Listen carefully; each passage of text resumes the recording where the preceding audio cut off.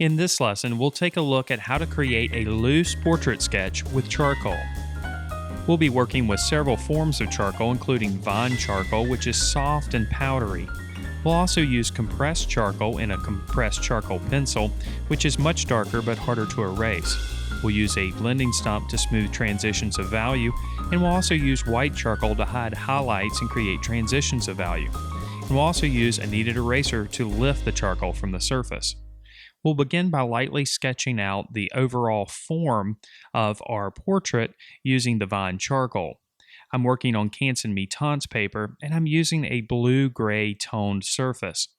I'm working on the less textured side of the paper. We'll begin here by just lightly sketching out lines. The most dominant line that I'm looking for at this step is the brow line.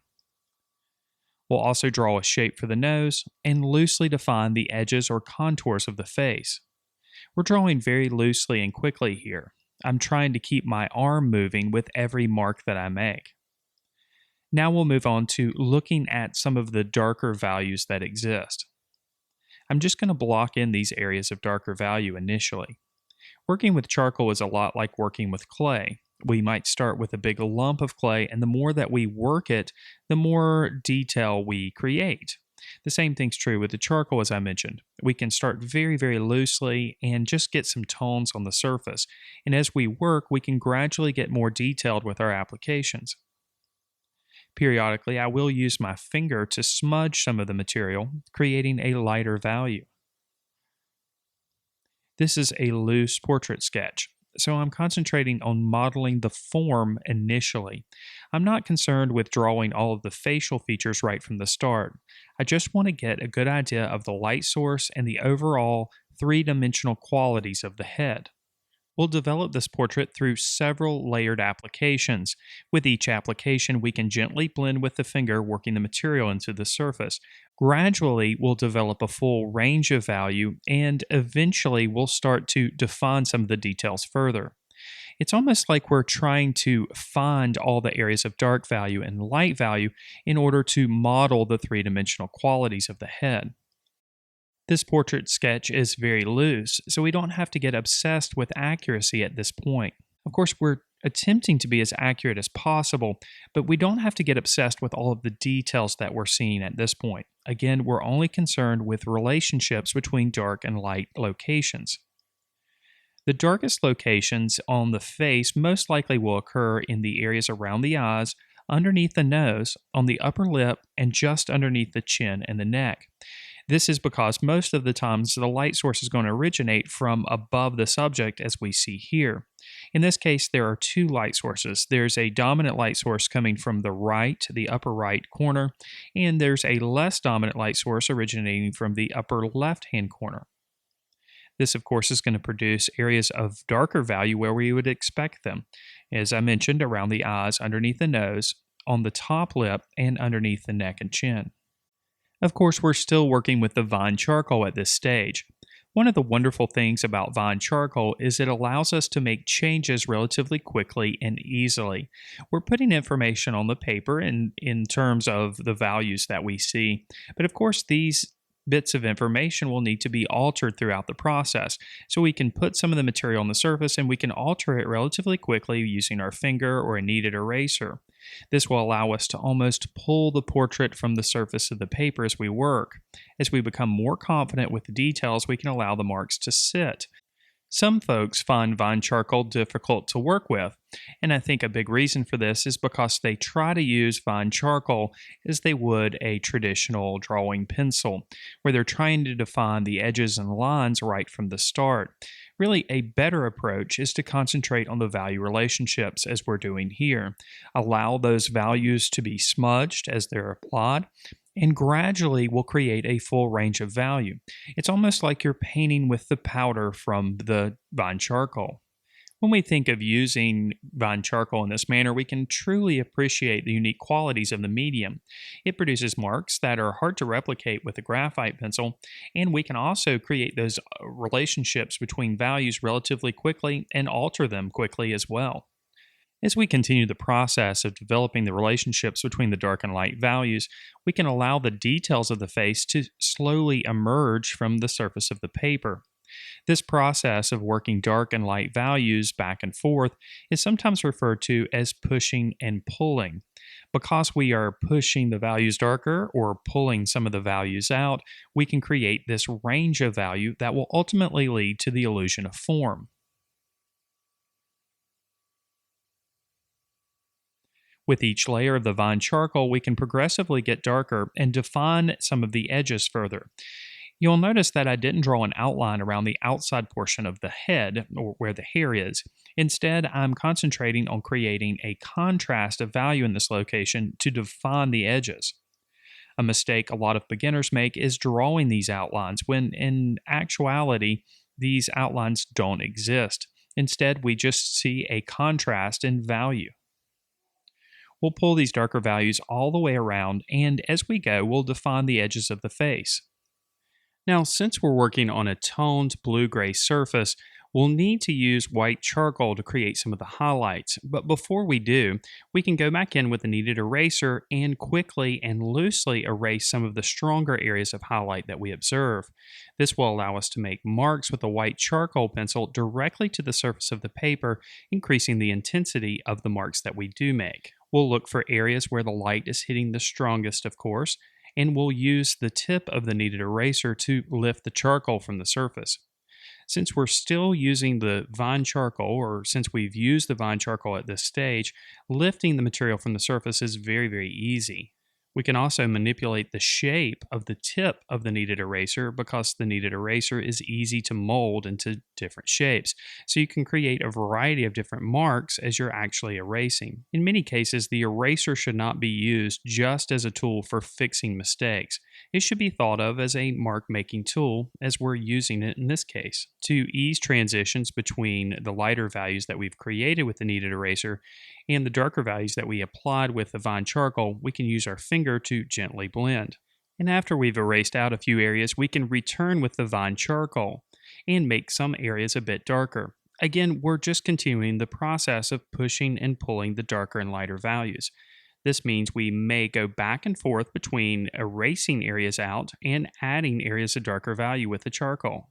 In most cases, when you're drawing a portrait, the areas that protrude will be lighter in value and the areas that recede will be darker in value.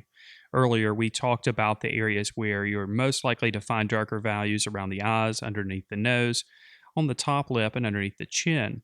The areas where you're most likely to find lighter values are in the areas of the cheekbones, the forehead, the bridge of the nose, and on the bottom lip and chin. Now we're ready to start working some of the lighter values and highlights. We'll use a stick of white charcoal to do this initially. We're just, again, looking for broad areas of lighter value. Now you might be wondering, why don't we just allow the areas that we've erased out to act as the highlights? Well, the reason is because the paper we're working on, again, is toned blue-gray paper. This means the lightest value possible is the actual tone of the paper, which is not a light value, it's a middle value. That's why we're adding the lighter values with the white charcoal. Just as we started with the vine charcoal, we'll create broad strokes with the white charcoal pencil. And as we go, we can use our finger to work the material into the surface. Here again, we haven't started the process of really refining the details. We'll do that in a moment with a charcoal pencil and a white charcoal pencil. But for the time being, we're just concentrating on the broader areas of light value. This essentially is just a continuation of the process of pushing and pulling dark and light values, continuing to build that relationship so that we model the form of the face and head.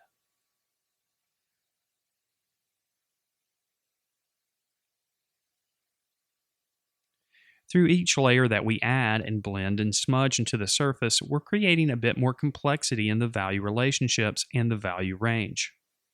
And throughout the process, we can continue to alter things as we see fit. In this case, I'm altering the upper left-hand portion of the forehead. Now we're ready to start refining and defining some of the details. We'll switch over to the compressed charcoal pencil to do so. We'll start in the areas of the eyes, again, looking at the areas of detail at this point. Since we have a good amount of information between the value relationships of dark and light, we can add these details with confidence. The charcoal found in the charcoal pencil is compressed charcoal. Compressed charcoal is much darker than vine charcoal and a little bit more difficult to alter. As we continue refining the details, we'll switch back and forth between the black compressed charcoal and the white compressed charcoal. Details of lighter value and highlight, of course, are addressed with the white charcoal pencil, while areas of shadow and darker values are addressed with the black compressed charcoal.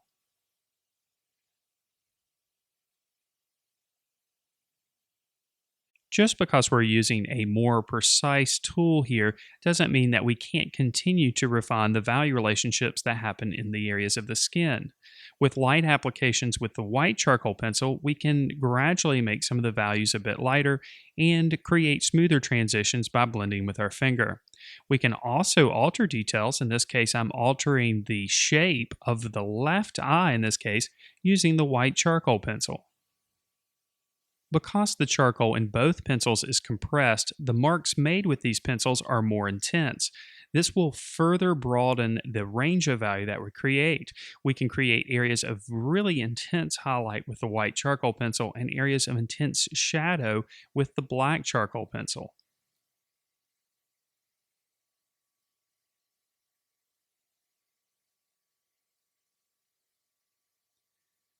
Now we can take our blending stomp and do a bit more refined blending.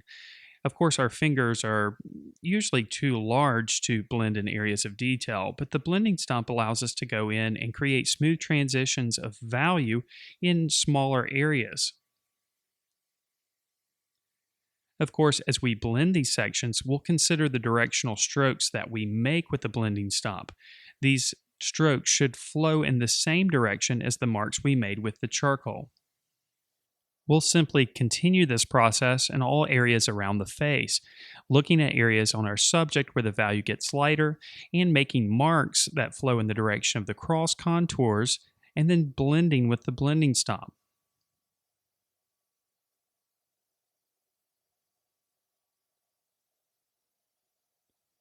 We can continue to progressively make the darker values a bit darker with the compressed charcoal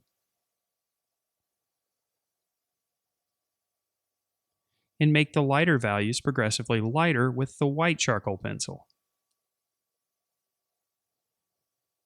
Now let's refine the edges further and create a bit more contrast with the background. We'll do this with the black compressed charcoal. At this point, we can really refine the edges of the subject without using any outlines. We can use our finger then to blend the applications of the compressed charcoal into the surface. And now our quick portrait sketch with charcoal is complete. If you enjoyed this video, I encourage you to subscribe to the channel, and if you want to learn even more about drawing and painting, I encourage you to check out our comprehensive membership program, which includes video courses, live lessons, ebooks, lesson plans, and much, much more. Just click on the button in the center of your screen to learn more, or click on the card in the upper right-hand corner. Thank you so much for watching.